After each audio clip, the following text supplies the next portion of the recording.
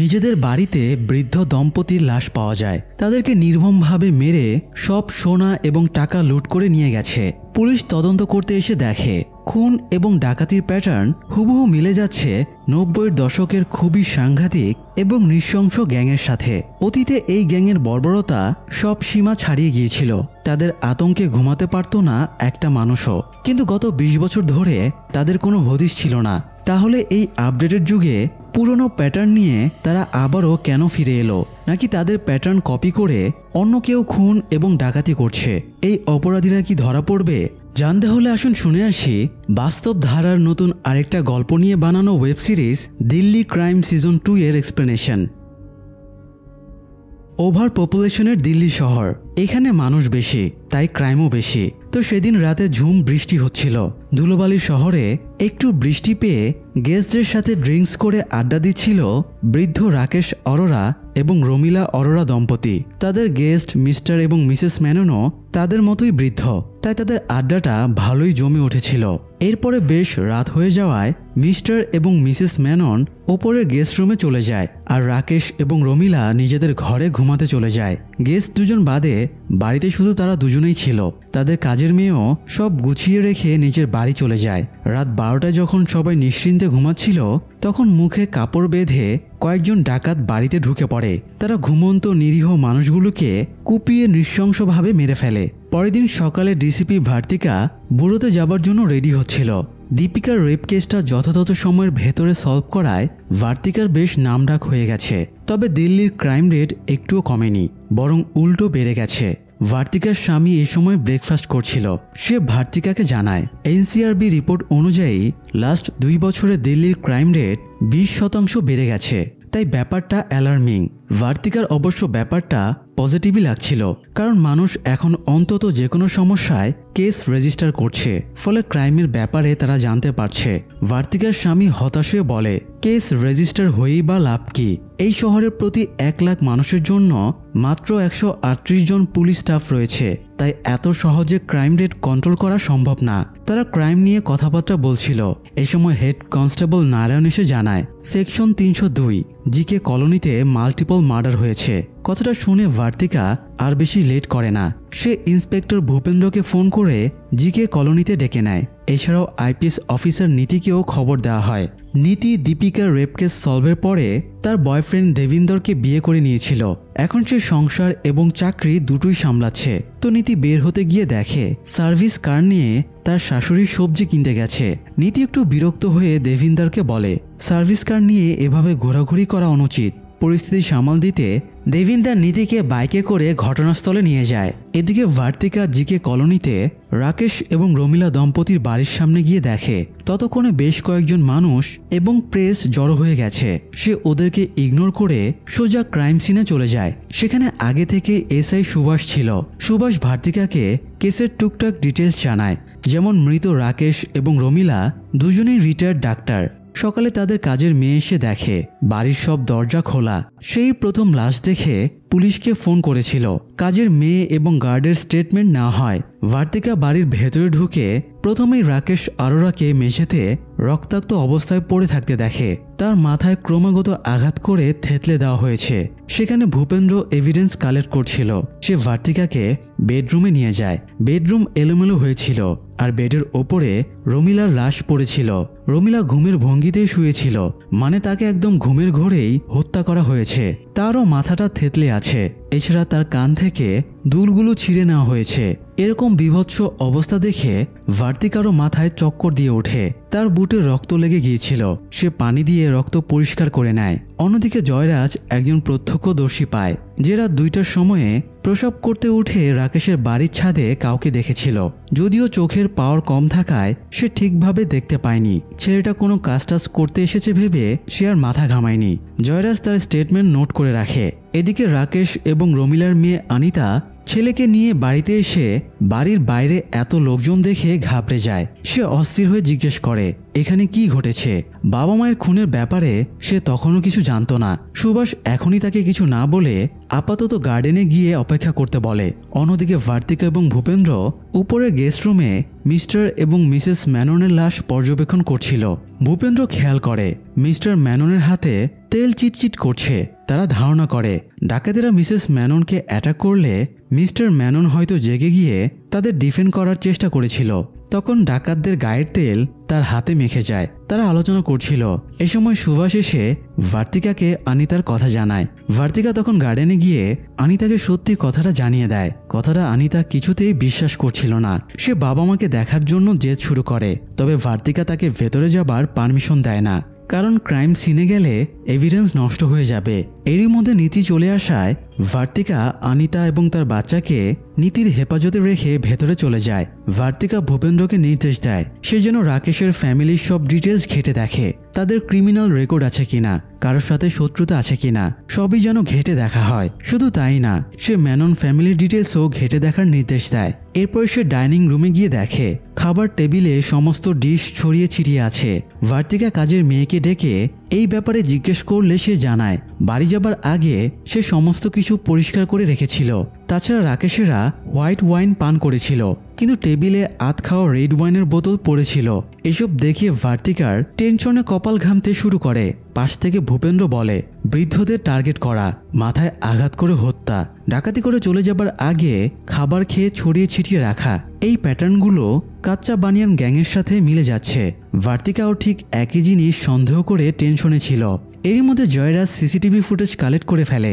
ফুটেজে সেন্টু গেঞ্জি, আন্ডারওয়্যার আর মুখে কাপড় বেঁধে কয়েকজনকে বাড়িতে ঢুকতে দেখা যায়। এরা ক্যামেরার সামনেই নৃশংসভাবে হত্যা করে। ওদের গেট আপ দেখার পরে সবাই শিওর হয়ে যায় এরা কাচ্চা বানিয়ান গ্যাংয়ের লোক। কিন্তু কাচ্চা বানিয়ান গ্রুপ তো 90-এর দশকে অ্যাক্টিভ ছিল। লাস্ট 20 বছরে ওদের একটা কেসও দেখা যায়নি। তাহলে হঠাৎ আবার কোথায় থেকে ওরা উদয় হলো? অতীতে এদের বর্বরতা সমস্ত সীমা পার করে ফেলেছিল। এখনও বৃদ্ধরা নাতি নাতনিদের কাচ্চা বানিয়ান গ্যাংয়ের গল্প বলে ভয় দেখিয়ে ঘুম পাড়ায়। ওদের নৃশংসতা এখনও মানুষ ভুলতে পারেনি। সেই গ্যাং আবারও অ্যাক্টিভ হওয়া মানে ব্যাপারটা হাইলি অ্যালার্মিং। ভার্তিকা ভূপেন্দ্রকে পুরো শহরের সিকিউরিটি বাড়িয়ে দেবার নির্দেশ দেয়। সুভাষকে এই এলাকার সমস্ত সিনিয়র সিটিজেনদের লিস্ট বানাতে বলে, কারণ ওই গ্যাংটা শুধুমাত্র বৃদ্ধদেরকেই টার্গেট করে। জয়রাজকে সমস্ত সিসিটিভি ফুটেজ মনিটরিং করার নির্দেশ দেয়, আর সুধীরকে অনিতার স্টেটমেন্ট নেবার নির্দেশ দেয়। সবাইকে কাজ বুঝিয়ে দেবার পরে ভার্তিকা বাড়ি চলে যায়। বাড়িতে যাবার সময়ে সে পুলিশ কমিশনারকে ফোন করে কেসের আপডেট জানায়। কমিশনার ভার্তিকাকে সতর্ক করে দেয় এই কেসে কাচ্চা বানিয়ান গ্যাং ইনভলভ, এর যেন মিডিয়া কোনোভাবেই জানতে না পারে। মিডিয়াতে ইনফরমেশন লিক হওয়া মানে পাবলিক এই ব্যাপারে জেনে যাবে, তখন পুরো শহরে আতঙ্ক ছড়িয়ে পড়বে। ভার্তিকা কমিশনারকে নিশ্চয়তা দেয় মিডিয়া কাচ্চা বানিয়ান গ্যাংয়ের ব্যাপারে কিছুই জানতে পারবে না। বাড়ি ফিরে ভার্তিকা হাজব্যান্ডের সাথে কেসের ডিটেলস শেয়ার করে। তার হাজব্যান্ডও পুলিশ কর্মকর্তা ছিল। সেও অনেক বছর আগে কাচ্চা বানিয়ান গ্রুপের একটা মার্ডার কেসের ইনভেস্টিগেশন করেছিল। সেই কেসে ওরা একজন 80 বছরের বৃদ্ধাকে নৃশংসভাবে খুন করেছিল। ভার্তিকা বলে এসব এভিডেন্স কাচ্চা বানিয়ান গ্যাংয়ের দিকে নির্দেশ করছে, কিন্তু তার কেন জানি মনে হচ্ছে তারা ভুল পথে এগোচ্ছে। এই গ্যাংটা যখন 90-এর দশকে অ্যাক্টিভ ছিল তখন তারা মেইন শহরের দূরে, বিশেষ করে রেল স্টেশন এরিয়াতে ডাকাতি করত, কিন্তু এবার মেইন সিটিতে তারা রিস্ক নিয়েছে। এছাড়া ওরা সিসি ক্যামেরার স্পষ্ট এভিডেন্সও ফেলে গেছে। এরকম ওরা কেন করবে? ভার্তিকার স্বামী বলে হয়তো গ্যাংটা এখন ইয়াং জেনারেশনের পোলাপান চালাচ্ছে। জেনজিদের মতো ওরা অনেক বেশি ব্যাপারা, তাই এসব ব্যাপারগুলোকে ওরা গুরুত্ব দিচ্ছে না। ভার্তিকার স্বামীর সাথে এই নিয়ে আর কোনো আলোচনা করে না। পরের দিন বুড়োতে এসে ভার্তিকার সব ইনভেস্টিগেশন অফিসারদের নিয়ে আলোচনায় বসে। সে সবাইকে কাচ্চা বানিয়ান গ্যাংয়ের ব্যাপারে জানায়। এই গ্যাংকে লাস্ট 2003 সালে দেখা গিয়েছিল। তারা এমনভাবে কাজ করত যে কোনো এভিডেন্স রেখে যেত না। তারা বৃদ্ধদের টার্গেট করত, কারণ বৃদ্ধদের ডিফেন্ড করার ক্ষমতা কম। তবুও নিজেদের সেফটির জন্য ওরা সারা গায়ে তেল মেখে রাখত, যাতে কেউ তাদের ধরতে না পারে। খুনের জন্য ওরা লোহার রড, হাতুড়ি এবং কুড়াল ইউজ করত। ডাকাতি করে চলে যাবার আগে ভিকটিমের বাড়ির খাবার খেত। অনেক সময় প্রসাব পায়খানা করে বাড়ি নোংরা করে রেখে যেত। ভার্তিকা এই গ্যাংয়ের যত ফাইল আছে সবগুলো চেক করার নির্দেশ দেয়। এদিকে সুধীর আনিতার স্টেটমেন্ট নিচ্ছিল। আনিতা জানায় বাড়িতে খুব বেশি কিছু ছিল না, একজোড়া সোনার কানের দুল, 2 জোড়া বালা, এসবই আর কি। এছাড়া সংসার খরচের টাকা ছাড়া বাড়িতে তেমন টাকাও ছিল না। এরই মধ্যে আবার আরেক অঘটন ঘটে যায়। সামহাও পুলিশের হেফাজতে থাকা রাকেশের বাড়ির সিসিটিভি ফুটেজটা লিক হয়ে যায়। ফলে সবগুলো নিউজ চ্যানেলে কাচ্চা বানিয়ান গ্যাংয়ের ব্যাপারে নিউজ পাবলিশ হয়ে যায়। কনফিডেন্সিয়াল এভিডেন্স কিভাবে মিডিয়ায় লিক হলো এই জন্য হোম মিনিস্টার কমিশনারকে ফোন করে কৈফিয়ত চায়।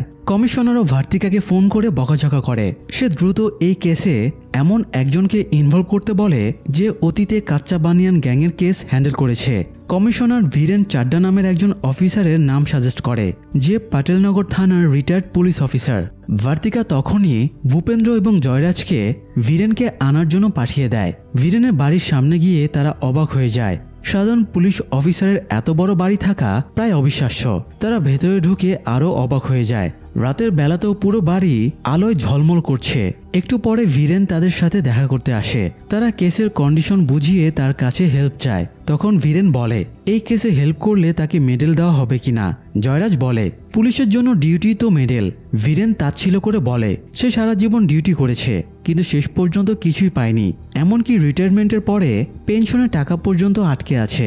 তাই বীরেন স্পষ্ট জানিয়ে দেয় যদি তার পেনশনের টাকা পাইয়ে দেবার ব্যবস্থা করা হয় তবেই সে এই কেসে হেল্প করবে। পাশাপাশি সে জানায় তার অনেক ফাইন্যান্সিয়াল ক্রাইসিস চলছে। বাধ্য হয়ে ভূপেন্দ্র সাইডে গিয়ে ভার্তিকাকে ফোন করে ব্যাপারটা জানায়। শহরে এত বড় বিপদ অথচ লোকটা নিজের পেনশনের টেনশনে আছে। এটা শুনে ভার্তিকা বেশ বিরক্ত হয়। তবে আর কোনো উপায় না থাকায় সে বীরেনকে বুড়োতে নিয়ে আসতে বলে। পাশাপাশি পেনশন পাইয়ে দেবারও নিশ্চয়তা দেয়। ভার্তিকার সাথে কথা বলার পরে ভূপেন্দ্র বারান্দা থেকে খেয়াল করে গার্ডেনে বীরেনের গাড়ি পরিষ্কার করা হচ্ছে। এরকম গাড়ি থাকতেও বীরেন আর্থিক ক্রাইসিসের কথা বলছে।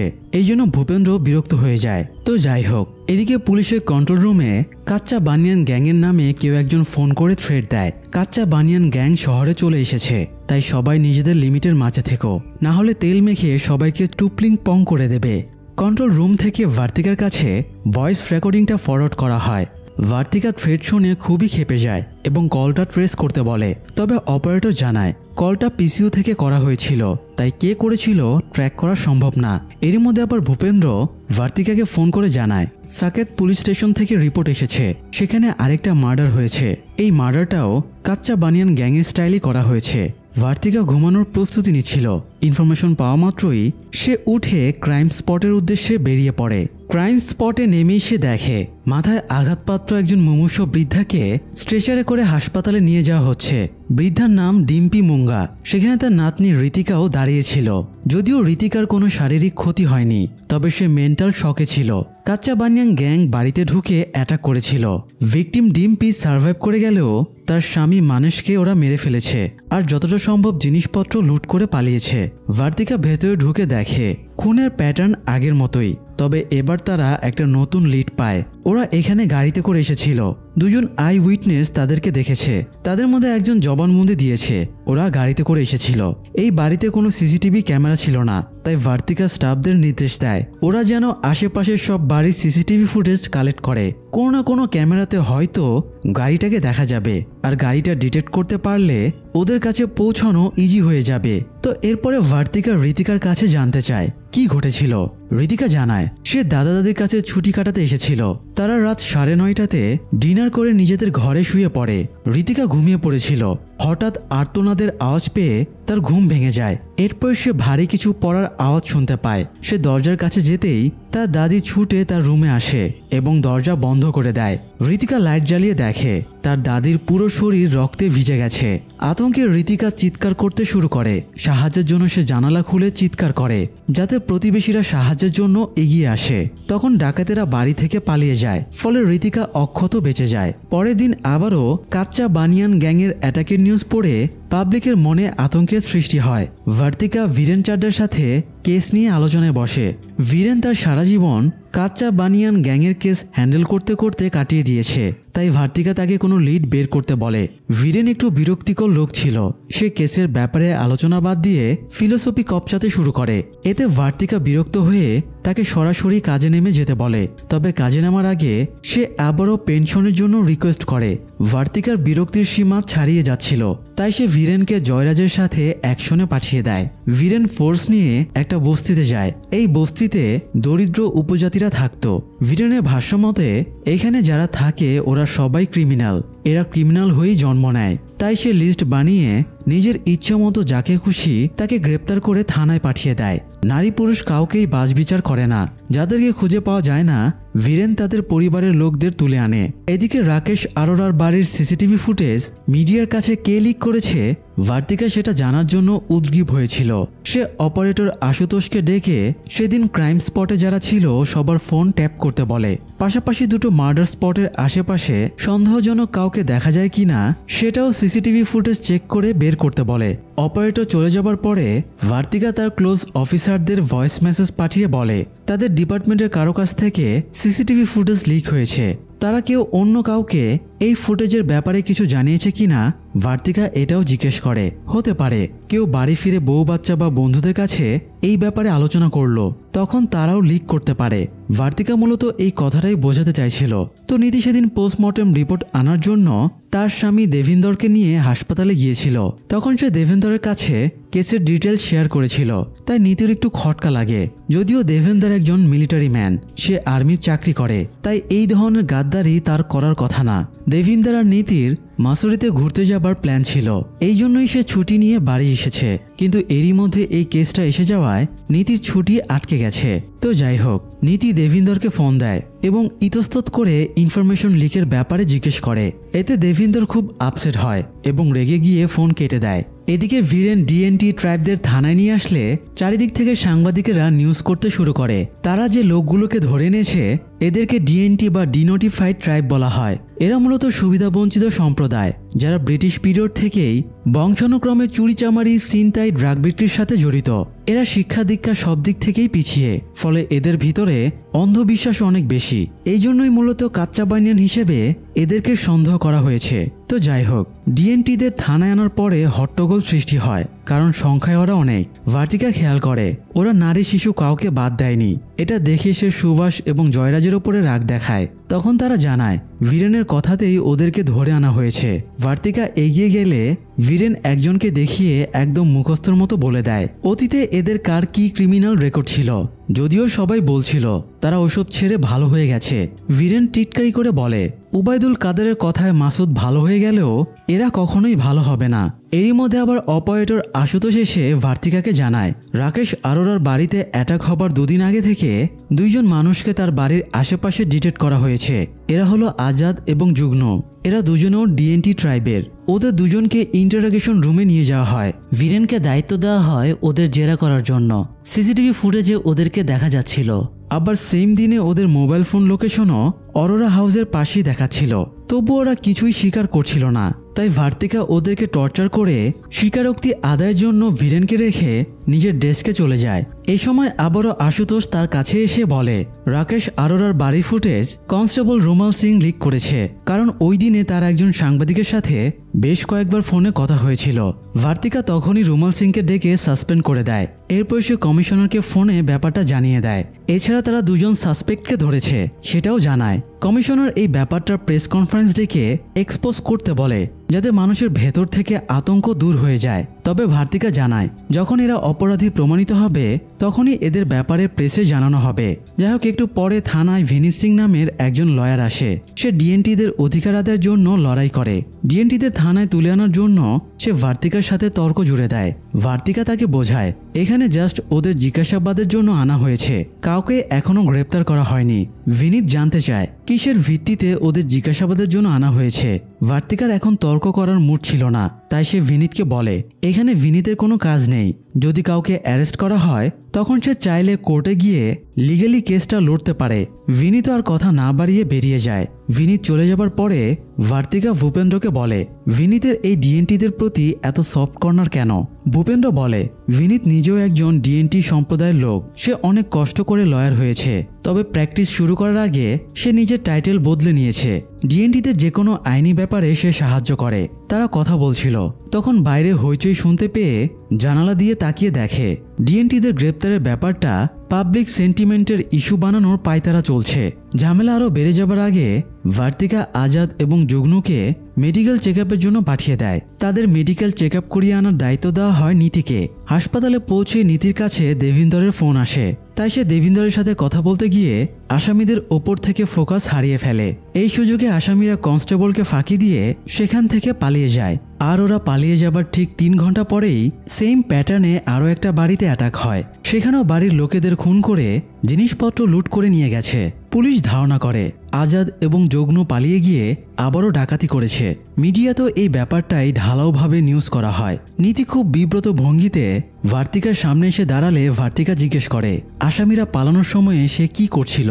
নীতি ফোনে কথা বলার ব্যাপারটা জানালে ভার্তিকা আরও ক্ষেপে যায়। নীতির কাস্টাডি থেকে খুনের প্রাইম সাসপেক্ট পালিয়ে গেছে, আবার পালানোর পরে আরও 3টা খুনের ঘটনা ঘটেছে। এই ব্যর্থতার জন্য নীতিকে সাসপেন্ড করা উচিত। তবে ভার্তিকা তাকে সাসপেন্ড না করে শাস্তি হিসেবে ছুটির অ্যাপ্লিকেশন ক্যান্সেল করে দেয়। পাশাপাশি রাগ করে বলে আজকে যেন সে ভার্তিকার সামনে আর না আসে। নীতি কোনো হাইচাই না করে চুপচাপ বেরিয়ে যায়। এরপরে ভার্তিকা অফিসারদের নিয়ে কেস সংক্রান্ত আলোচনায় বসে। ভূপেন্দ্র জানায় যেহেতু কাচ্চা বানিয়ান গ্যাং শরীরে তেল মেখে ডাকাতি করে, তাই পুলিশ বিভিন্ন জায়গা থেকে ফুটপ্রিন্ট অ্যানালিসিস করে ধারণা করছে ওদের গ্যাংয়ে অন্তত 3 জন আছে। আর যেহেতু তারা গাড়ি নিয়ে ডাকাতি করতে যায়, তাই ইমার্জেন্সি সিচুয়েশনে পালানোর জন্য গাড়িতে নিশ্চয়ই একজন সবসময় বসে থাকে। তাই বলা যায় ওদের গ্যাংয়ে মোটামুটি 4 জন সদস্য রয়েছে। পুলিশ খুব চিন্তিত হয়ে পড়েছিল, কারণ মানুষের পুলিশের ওপর থেকে ভরসা উঠে যাচ্ছে। অনেকে প্রাইভেট সিকিউরিটির ব্যবস্থা করছে, আবার বাইরে মানুষের আন্দোলনও ক্রমাগত বাড়ছে। তাই কেসটা দ্রুত সমাধান করা জরুরি। এদিকে রাকেশ এবং রমিলার মেয়ে অনিতা সুধীরকে ডেকে জানায় তাদের বাড়ি থেকে আরও 2টা জিনিস মিসিং আছে। এটা হলো তার মায়ের চেনের লকেট আর একটা ফেস ক্রিম। লকেটটা বিক্রি করলে ওরা টাকা পাবে, কিন্তু ফেস ক্রিমটা কি কাজে লাগবে এটা তারা বুঝতে পারছিল না।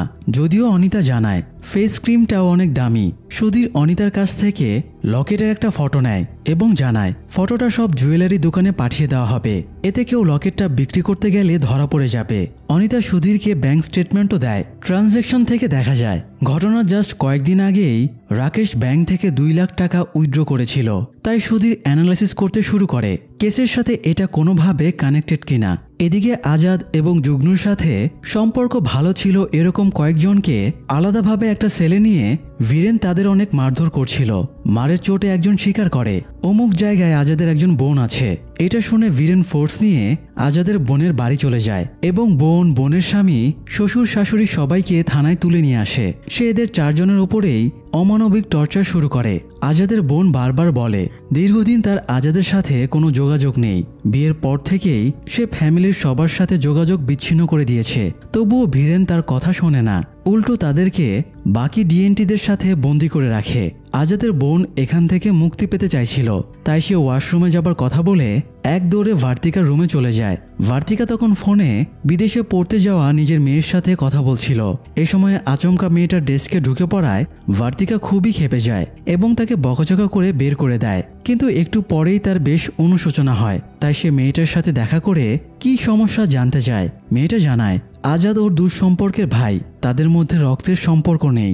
বীরেন জাস্ট তাদেরকে ফাঁসাতে এখানে এনেছে।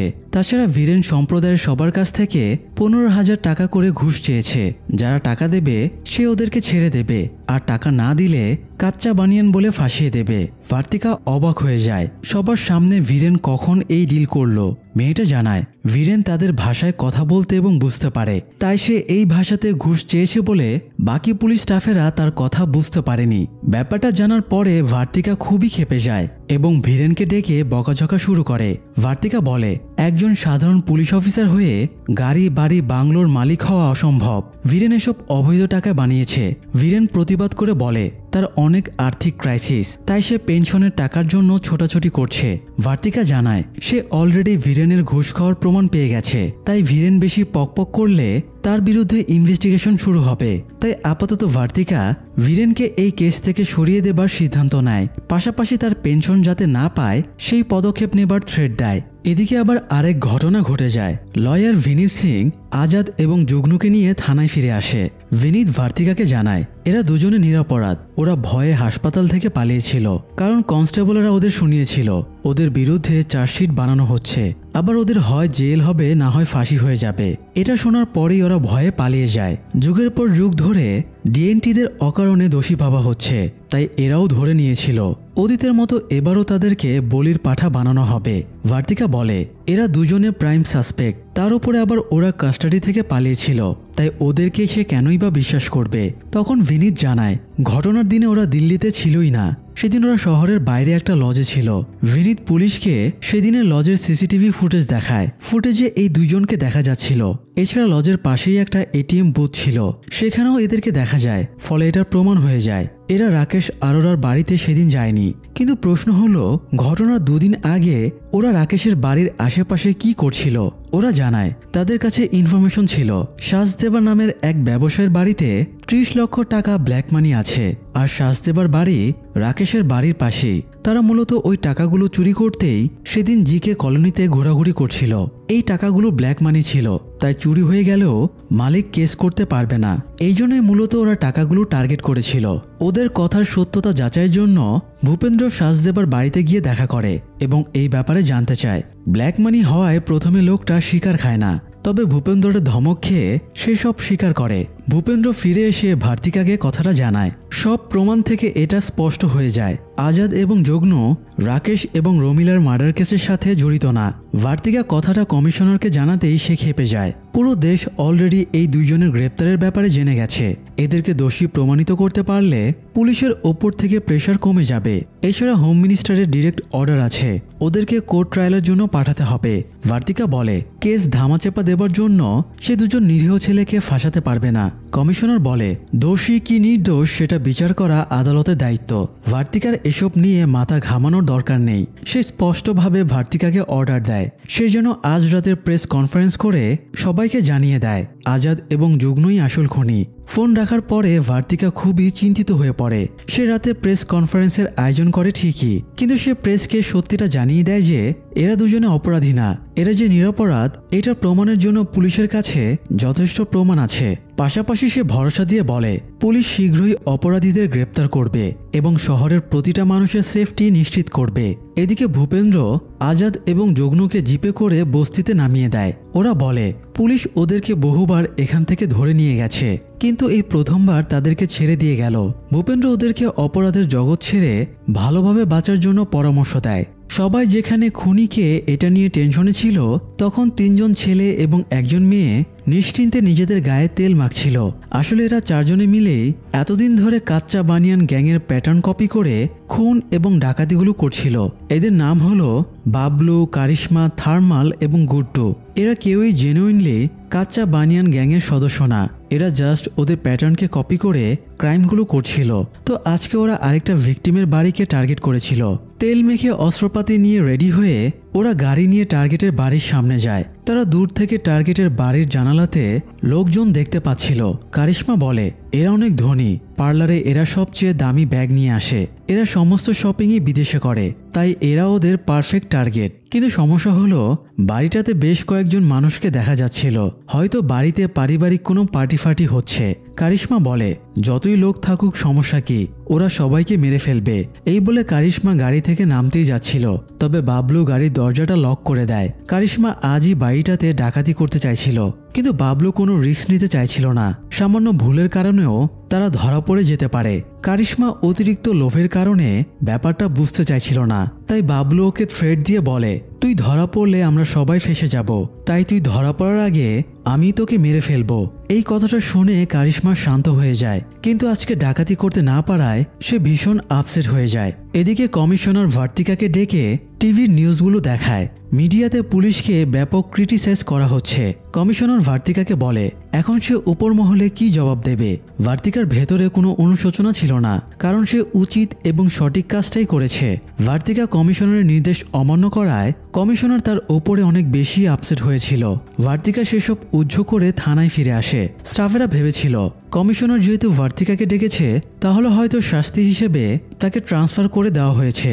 তবে ভার্তিকা জানায় সে কোথাও যাচ্ছে না। এরপরে তারা কেস নিয়ে আলোচনা শুরু করে। সুভাষ বলে ডিএনটিরা যদি কাচ্চা বানিয়ান গ্যাং না হয়ে থাকে, তাহলে নিশ্চয়ই অন্য কেউ কাচ্চা বানিয়ান গ্যাংয়ের স্টাইল কপি করে অপরাধগুলো করছে। ভূপেন্দ্র বলে ভার্তিকা যেহেতু মিডিয়ায় সত্যিটা জানিয়ে দিয়েছে, তাই আসল অপরাধীরা নিশ্চয়ই সতর্ক হয়ে যাবে। নীতি সংশয় প্রকাশ করে বলে সতর্ক হয়ে যাওয়ায় এবার থেকে হয়তো ওরা আর কোনো ভুলটুল করবে না, আরও নিখুঁতভাবে ক্রাইমগুলো করবে। ভার্তিকা বলে এমনও তো হতে পারে ওরা অলরেডি কোনো ভুল করে ফেলেছে। এই যে 3টা ফ্যামিলিকে হত্যা করা হয়েছে, এদের মধ্যে নিশ্চয়ই কোনো লিঙ্ক আছে। তারা কোনো একটা লিঙ্ক ধরেই এই ফ্যামিলিগুলোকে টার্গেট করছে। এখন পুলিশকে জাস্ট এই লিঙ্কটা খুঁজে বের করতে হবে। ভার্তিকা সবাইকে কেসের সমস্ত ডেটা অ্যানালাইসিস করতে বলে। তারা সবাই দ্রুত কাজে লেগে পড়ে। নীতি রমিলা আরোরার ডিটেলস ঘাটতে গিয়ে দেখে সে নিয়মিত রাসা পার্লারে যেত, তাই সে রাসা পার্লারে গিয়ে স্টাফদের জিজ্ঞাসাবাদ করে। ওরা জানায় রমিলা ওদের রেগুলার কাস্টমার ছিল। প্রথমে কারিশমা এবং আরেকটা মেয়ে রমিলাকে সার্ভিস দিত, পরে কারিশমা চাকরি ছেড়ে চলে যাওয়ায় অন্যরা তাকে সার্ভিস দিত। নীতি জিজ্ঞেস করে কারিশমা চাকরি ছেড়ে গেল কেন। ওরা তেমন কোনো কারণ বলতে পারে না। এতে নীতি কারিশমাকে সাসপেক্ট হিসেবে লিস্ট করে রাখে। এদিকে কারিশমার স্বপ্ন ছিল নিজের একটা পার্লার খোলার। পার্লার বানানোর জন্য সে একটা জায়গা দেখতে গিয়েছিল। নিজের পার্লারের স্বপ্ন পূরণ করতেই মূলত সে ডাকাতি খুন করে টাকা জমাচ্ছে, যাতে পার্লারটা ওপেন করতে পারে। অন্যদিকে জয়রাজ এবং সুধীর একজন ইনফর্মারের মাধ্যমে জানতে পারে রমিলা আরোরার চুরি যাওয়া লকেট একটা জুয়েলারি শপে পাওয়া গেছে। তারা সেই জুয়েলারি শপে গিয়ে লকেটটা পেয়ে যায়। শপের মালিক জানায় একজন বৃদ্ধা তাদের কাছে এসে লকেটটা বিক্রি করেছিল। বৃদ্ধা বলেছিল এটা তাদের খানদানি লকেট, টাকার প্রয়োজনে বাধ্য হয়ে সে লকেটটা বিক্রি করছে। শপের মালিকের কথার সত্যতা যাচাইয়ের জন্য তারা সিসিটিভি ফুটেজ চেক করে এবং দেখে সত্যি একজন খুনের বৃদ্ধা লকেটটা বিক্রি করতে এসেছিল। এতে তারা বেশ অবাক হয়। যারা মার্ডার এবং ডাকাতি করেছে ওরা ইয়াং এবং শক্ত সমর্থ হবার কথা, তাহলে এই বৃদ্ধা কোথায় থেকে এলো? তারা ফুটেজ থেকে বৃদ্ধার ফটো তুলে নিয়ে আশেপাশে অন্য সব জুয়েলারি দোকানে দেখাতে থাকে সে আর কারো দোকানে জুয়েলারি বিক্রি করতে এসেছিল কিনা। তারা আরও একটা দোকান পেয়ে যায় যেখানে বৃদ্ধা জুয়েলারি বিক্রি করেছে। এই দোকানের এক কর্মচারীর কাছ থেকে জানতে পারে সে বৃদ্ধাকে অটো স্ট্যান্ড পর্যন্ত পৌঁছে দিয়েছিল। বৃদ্ধা জাংপুরার একটা অটো ভাড়া করেছিল। এতে ওরা ধারণা করে বৃদ্ধা হয়তো জাংপুরাতেই থাকে, তাই জয়রাজ এবং সুধীর বাকি টিম মেম্বারদেরকেও ডেকে নেয়। তারপরে তারা জাংপুরাতে গিয়ে সব স্টোরে বৃদ্ধার ফটো দেখিয়ে জিজ্ঞেস করে তাকে কেউ চেনে কিনা। একটা দোকানদার জানায় সে এই বৃদ্ধাকে চেনে। সে সামনেই একটা বাড়িতে তার নাতি গুড্ডুর সাথে থাকে। নীতি জানতে চায় গুড্ডু কাজটাজ কিছু করে কিনা। দোকানদার জানায় তার তো গুড্ডুকে দেখে মনে হয় না সে কোনো কাজ করে। তো দোকানদারের কাছ থেকে বৃদ্ধার নাম এবং অ্যাড্রেস নিয়ে তারা বৃদ্ধার বাড়িতে চলে যায়। বৃদ্ধা খুবই শিয়ানা ছিল। সে পুলিশ দেখেই সদর দরজা বন্ধ করে দেয়, তবে পুলিশ দরজা ভেঙে ভেতরে ঢোকে। বৃদ্ধা ততক্ষণে নিজের রুমে ঢুকে পড়েছিল এবং যাচ্ছে তাই ভাবে গালাগালি করছিল। এরই মধ্যে চালের ডিব্বা থেকে লুটের অনেকগুলো জুয়েলারি উদ্ধার করা হয়। বৃদ্ধা একদম জোর গলায় বলে এগুলো তার মায়ের দেওয়া গয়না। যদিও পুলিশ তো জানতই গহনাগুলো লুটের, তো তারা বৃদ্ধাকে থানায় নিয়ে যেতে চাইলে সে যাবে না বলে জেদ ধরে। তখন জয়রাজ কৌশলে বলে আপনি যদি এদের সাথে না যান তাহলে এরা আপনাকে ইঞ্জেকশন দেবে, আর এটা এমন একটা কড়া ইঞ্জেকশন একবার পুশ করলে 2 দিন জ্ঞান থাকবে না, তার উপর আবার 6 থেকে 7 দিন ব্যথায় বসতেও পারবেন না। এখন দেখেন আপনি যা ভালো বোঝেন। জয়রাজের কথায় বৃদ্ধা একটু ঘাবড়ে যায়। এবার সে পুলিশের সাথে যেতে রাজি হয়, তবে ঝাড়ি মেরে বলে আমার লয়ার কোথায়, আমার একজন লয়ার লাগবে। এদিকে কারিশমা, বাবলু, থার্মাল এবং গুড্ডু আজ রাতে একটা বাড়িতে ডাকাতির প্ল্যান করছিল।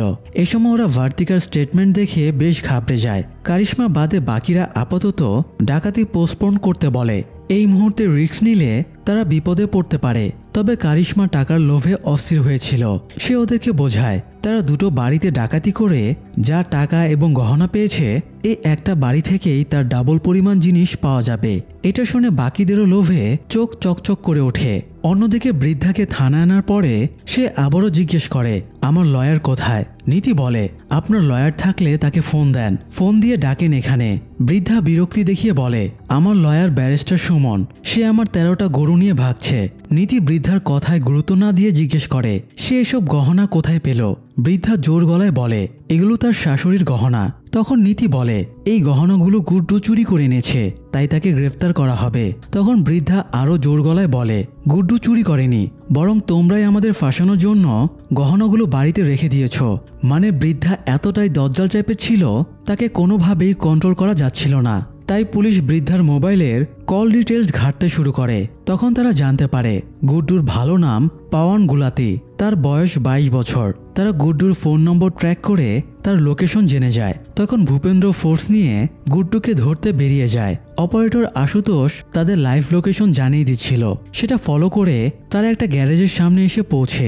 এই গ্যারেজেই তারা গুড্ডুকে পেয়ে যায়। গুড্ডু প্রথমে ইনোসেন্ট ভাব ধরে এবং কৌশলে পকেটে হাত ভরে পিস্তলটা বের করে গুলি চালিয়ে দেয়। এতে গুড্ডু ধরা পড়লেও গুলিটা গিয়ে ভূপেন্দ্রর বুকে লাগে। যদিও সে বুলেট প্রুফ জ্যাকেট পরেছিল, তবুও গুলিটা তার বুকে বিঁধে যায়। ভূপেন্দ্রকে দ্রুত হাসপাতালে আর গুড্ডুকে থানায় নিয়ে যাওয়া হয়। এদিকে কারিশমা, বাবলু এবং থার্মাল অ্যাকশনে বেরিয়েছিল। থার্মালের মনে কু ডাকছিল। সে বাবলুকে সিক্রেটলি বলে আজকের ডাকাতিটা রিস্ক হয়ে যাবে। এই চেয়ে দুজনে মিলে কারিশমাকে খুন করে টাকাগুলো নিয়ে পালিয়ে যায়। তবে এই সময় সেখানে কারিশমা চলে আসায় তারা আলোচনা থামিয়ে দেয়। এরপরে তারা টার্গেটের বাড়ির সামনে গাড়ি নিয়ে গুড্ডুর জন্য অপেক্ষা করছিল। অনেকক্ষণ পার হয়ে যাবার পরেও গুড্ডু না আসায় থার্মালকে গাড়িতে রেখে ওরা দুজনে অ্যাকশনে যাবার সিদ্ধান্ত নেয়। কারিশমা এবং বাবলু ভুল সময়ে বাড়িতে ঢুকেছিল। বাড়ির বৃদ্ধ দম্পতি তখনও জেগেছিল। তারা বুঝে যায় বাড়িতে কেউ ঢুকেছে।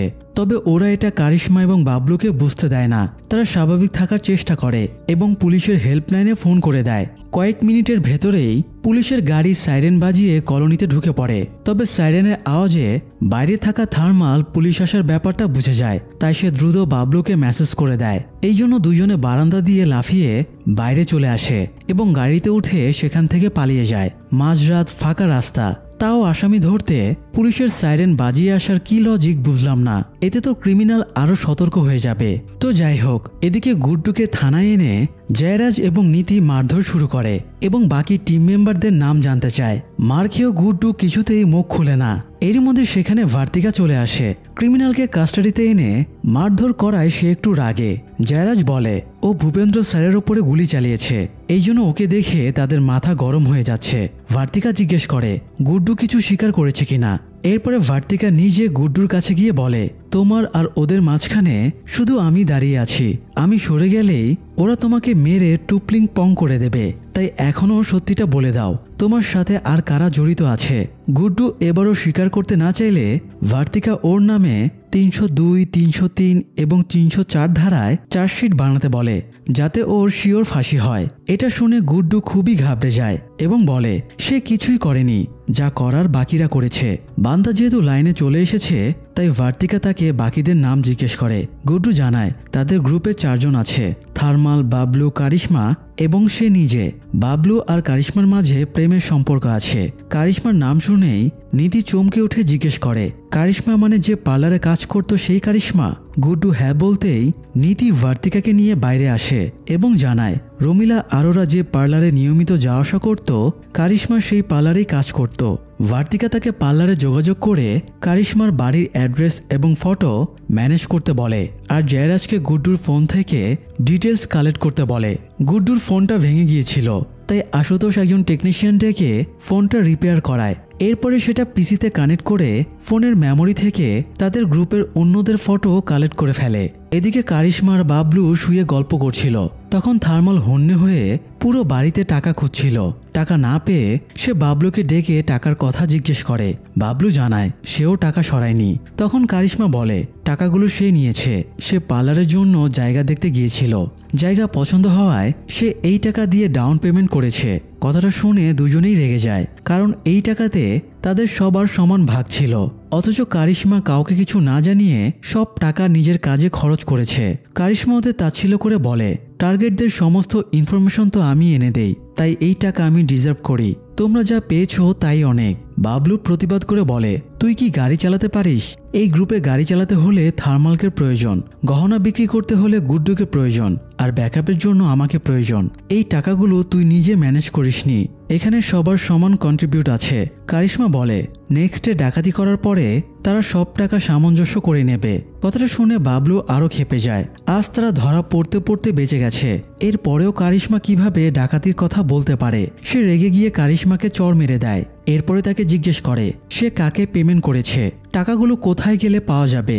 কারিশমা অ্যাড্রেস বলতে না চাইলে বাবলু একটা হাতুড়ি নিয়ে ওকে থ্রেট দেয়। তখন কারিশমা একটা অ্যাড্রেস বলে দেয়, তাই দুজনে ওকে ছেড়ে দিয়ে কিভাবে টাকা আদায় করবে তাই নিয়ে আলোচনা করছিল। এই সময় হঠাৎ কারিশমা বাবলুর হাত থেকে হাতুড়িটা কেড়ে নিয়ে দুজনকে এলোপাথারি মারতে শুরু করে। কয়েক মুহূর্তের ভেতরে সে দুজনকেই হাতুড়ি দিয়ে পিটিয়ে খুন করে ফেলে। তারপরে সেখান থেকে বেরিয়ে যায়। এর কিছুক্ষণ পরে পার্লার থেকে কারিশমার বাড়ির অ্যাড্রেস নিয়ে জয়রাজ, সুধীর সহ কয়েকজন সেখানে পৌঁছে যায়। তারা সেখানে গিয়ে বাবলু আর থার্মালের লাশ পড়ে থাকতে দেখে। সেখানে ব্যাগের ভেতরে হাতুড়ি, রড সহ অনেক মার্ডার ওয়েপনও ছিল। ভার্তিকা ঘটনাস্থল তদারকি করতে আসে। প্রথমে তারা ভেবেছিল এরা দুজনে নিজেদের ভেতরে মারামারি করে মরে গেছে। একজন মহিলা দুজন শক্ত সমর্থ মানুষকে খুন করেছে। এই ব্যাপারটা বেশ অদ্ভুত, তাই কারো মাথাতেই এই ব্যাপারটা আসছিল না। তবে ভার্তিকার কিছু একটা গড়বড়ে মনে হচ্ছিল। এরই মধ্যে তাকে ফোনে জানানো হয় গুড্ডুর ফোন থেকে কারিশমার মোবাইল নম্বর পাওয়া গেছে। তবে নম্বরটা লতা কুমারীর নামে রেজিস্টার করা, আর লতা কুমারীর অ্যাড্রেস গাজিয়াবাদে দেখাচ্ছে। তো ভার্তিকা নিজে ফোর্স নিয়ে গাজিয়াবাদে সেই অ্যাড্রেসে চলে যায়। তারা সোজা বাড়িতে ঢুকে সব সার্চ করতে শুরু করে। তবে কারিশমাকে পাওয়া যায় না। সেখানে একটা লোক আর ছোট বাচ্চা ছিল। ভার্তিকা লোকটাকে জিজ্ঞেস করে এখানে কি লতা কুমারী থাকে। এরপরে ভার্তিকা কারিশমার ফটো লোকটাকে দেখাতেই সে চিনে ফেলে এবং বলে ওর আসল নাম লতা সোলানকি। এখন আর সে এখানে থাকে না। আসলে কারিশমা লতার ফেক নাম, আর এই লোকটা হলো লতার স্বামী প্রকাশ সোলানকি। লতা মাস 6 আগে স্বামী এবং সন্তানকে ফেলে রেখে চলে গেছে। তার ভেতরে অনেক লোভ ছিল। সে সবসময় বড় বড় স্বপ্ন দেখত। আগে সে এখানে কাছেই একটা বিউটি পার্লারে চাকরি করত। সেই বিউটি পার্লারের নাম কারিশমা বিউটি পার্লার। ভার্তিকা বুঝে যায় লতা এই কারিশমা বিউটি পার্লার থেকেই নিজের ফেক নাম কারিশমা রেখেছিল। তাই সে এবার কারিশমা বিউটি পার্লারের মালিক কারিশমার সাথে দেখা করতে যায়। ভার্তিকা জিজ্ঞেস করে সে লতার ব্যাপারে কতটুকু জানে। কারিশমা জানায় লতা সব সময় তার স্টাইল ফলো করত। সে বিভিন্ন সময়ে তাকে পার্সোনাল প্রশ্ন জিজ্ঞেস করত। মোট কথা সে কারিশমার মতো হতে চাইত। ভার্তিকা যখন কারিশমাকে বলে লতা দিল্লিতে গিয়ে তার নাম ইউজ করে উল্টাপাল্টা কাজ করে বেড়াচ্ছে, তখন কারিশমাও বেশ ঘাবড়ে যায়। তবে কারিশমা যেহেতু জানতো না লতা এখন কোথায় আছে, তাই তাকে আর বিস্তারিত কিছু না বলে বেরিয়ে আসে। নীতি আজকের মতো ভার্তিকার কাছে ছুটি নিয়ে বাড়ি ফিরে যায়। দেবিন্দরের ছুটি শেষ, তাই সে ব্যারাকে যাবার জন্য ব্যাগ গোছাচ্ছিল। নীতি হেল্প করতে গেলে দেবিন্দর তাকে বারণ করে। সে নীতির ওপরে আপসেট হয়েছিল, কারণ তার ছুটির মেয়াদ শেষ হয়ে গেল। অথচ নীতি তাকে একটা দিনও সময় দেয়নি। দেবিন্দর নীতিকে বলে তোমার ফ্যামিলির ওপরে কোনো দায়িত্ব নেই, আমার ওপরেও কোনো রেসপেক্ট নেই। 2 সপ্তাহ ধরে আমি ছুটি নিয়ে বাড়িতে বসে আছি, অথচ তুমি আমার জন্য একটা দিনেরও ছুটি বের করতে পারোনি। তোমার জন্য আমি নিজেই নিজের কাছে লজ্জিত। কথাটা শুনে নীতি এবার খেপে গিয়ে বলে তোমার যদি সংসারী মেয়ের প্রয়োজন ছিল তাহলে সেরকম মেয়েই বিয়ে করতে। পুলিশ অফিসারকে কেন বিয়ে করলে? আমার দুটো ডিউটি সামলানো লাগে, থানার ডিউটি, থানা থেকে ফিরে এসে তোমার বাড়ির ডিউটি। কিন্তু তাই বলে আমি নিজের থানার ডিউটিকে অবহেলা করে মানুষকে মরার জন্য ছেড়ে দিতে পারবো না। দেবিন্দর জিজ্ঞেস করে থানার ডিউটি যদি বেশি ভালোবেসে থাকো তাহলে বিয়ে করলে কেন? নীতি রাগের মাথায় বলে দেয় দেবিন্দরকে বিয়ে করা তার ভুল হয়েছে। তো দুজনের মাঝে বেশ তর্কাতর্কি হয়ে যায় এবং সম্পর্কটা ভাঙার পর্যায়ে পৌঁছে যায়। এদিকে ভার্তিকা হাসপাতালে ভূপেন্দ্রের সাথে দেখা করতে যায়। সে ভূপেন্দ্রকে হতাশ হয়ে বলে লতা কোনো ট্রেস রেখে যায়নি, তাই তাকে খুঁজে পাওয়া খুবই মুশকিল। কে জানে এতক্ষণে সে কোথায় পালিয়ে গেছে। ভূপেন্দ্র বলে ওরা এতদিনে যা করেছে সব প্ল্যানিং করে করেছে, তবে বাবলু আর থার্মালকে সে প্ল্যান করে মারেনি। তাই সে এই ঘটনাটা সহজে সামলাতে পারবে না। আর কিছু কিছু সময়ে পালানোর চেয়ে লুকিয়ে থাকা বেশি উত্তম। তাই হতে পারে লতা তাদের হাতের নাগালেই কোথাও লুকিয়ে আছে। কথাটা শুনে ভার্তিকা আশুতোষকে ফোন করে লতার কল ডিটেলস বের করতে বলে। আশুতোষ জানায় বাবলু আর থার্মালকে মারার পরে লতা 2 জায়গাতে ফোন করেছিল। এর মধ্যে একটা লন্ড্রির দোকানে, আর অল্প সময়ের ব্যবধানে সে একটা রেস্টুরেন্টে 4টা কল করেছিল। তার রেস্টুরেন্ট মালিক যোগেশকে থানায় তুলে আনে। প্রথমে যোগেশ কিছু স্বীকার করে না। সে বলে কেউ একজন খাবার অর্ডার করতে তাকে ফোন করেছিল, তবে ফোন করা হয়েছিল খুব সকালে। এত সকালে রেস্টুরেন্ট ওপেনই হয় না। তাই যোগেশ ফেঁসে যায় এবং স্বীকার করে লতা তার কাছে একটা বাড়ি ভাড়া নেবার জন্য ফোন করেছিল। লতা বলেছিল তার কয়েকজন আত্মীয় এসেছে, তাদের কাছে আইডি কার্ড না থাকায় কেউ বাড়ি ভাড়া দিচ্ছে না। একটা বাড়ি না পেলে এই ঠান্ডার ভেতরে ওরা খুব কষ্ট পাবে। লতার সাথে কথাবার্তা বলে যোগেশের মনে হয়েছিল সে ভদ্র বাড়ির মেয়ে, এই জন্য সে ওকে একটা বাড়ি ভাড়া নিয়ে দিয়েছিল। ভার্তিকা যোগেশের কাছ থেকে সেই বাড়ির অ্যাড্রেসটা নিয়ে নেয়। এরপরে ফুল ফোর্স নিয়ে লতাকে গ্রেপ্তার করতে বেরিয়ে পড়ে। লতা এই সময় রুমে বসে রমিলার বাড়ি থেকে চুরি করে আনা দামি ক্রিমটা মুখে মাখছিল। এই সময় বাইরে অনেক কুকুর ডাকাডাকি করছিল, তাই তার সন্দেহ হয় এবং সে বাইরে আসতেই ঘটনা বুঝে যায়। এই জন্য সে ওখান থেকে পালিয়ে যায়। ভার্তিকা ভেতরে ঢুকে দেখে লতা নেই। তবে লতা বেশি দূর পালাতে পারে না। পালানোর সময়ে আরেকটা বাড়ির ছাদ থেকে ভার্তিকা তাকে গ্রেপ্তার করে ফেলে। যদিও লতা কান্নার ভান করে নিজেকে ইনোসেন্ট দেখানোর চেষ্টা করে। পুরুষ হলে সে লতার ছলনায় পটে যেত, তবে এক মহিলা আরেক মহিলার সামনে ছলনা করে টিকতে পারে না, তাই লতার এই ট্রিক্স কাজে লাগে না। ভার্তিকা তাকে গ্রেপ্তার করে জিপে নিয়ে আসে। ভার্তিকা লতাকে জিজ্ঞেস করে সে এগুলো কেন করলো। লতা প্রথমে বলে সে কিছুই করেনি, তবে পরে স্বীকার করে বাবলু আর থার্মালকে সে বাধ্য হয়ে মেরেছে। সে না মারলে ওরা তাকে মেরে ফেলতো। তখন ভার্তিকা জিজ্ঞেস করে অরোরা এবং অন্য ফ্যামিলিগুলো তো ইনোসেন্ট ছিল, তাদেরকে সে কেন মারল। লতা বলে সে রমিলার অনেক সেবা যত্ন করত। রমিলা তাকে কথা দিয়েছিল সে যখন নিজের পার্লার খুলবে তখন রমিলা তাকে হেল্প করবে। কিন্তু যখন লতা পার্লারের জন্য একটা সুন্দর জায়গা সিলেক্ট করে রমিলাকে কথাটা জানায়, তখন রমিলা বিরক্তি দেখিয়ে বলেছিল ফালতু কথা রেখে নিজের কাজ করো। ঠিক সেই মুহূর্তেই লতার স্বপ্নটা ভেঙে চুরে যায়। এই রাগেই মূলত সে এত সব কিছু করেছে। ভার্তিকা ভাবতে পারছিল না এই সামান্য কারণে কেউ খুন করতে পারে। লতা বলে এই শহরে কিছু চেয়ে না পেলে সেই জিনিসটা ছিনিয়ে নিতে হয়। ভার্তিকা জিজ্ঞেস করে সে নিজের সন্তানকে ফেলে এলো কেন। লতা বলে তার বাচ্চা নেবার কোনো ইচ্ছে ছিল না।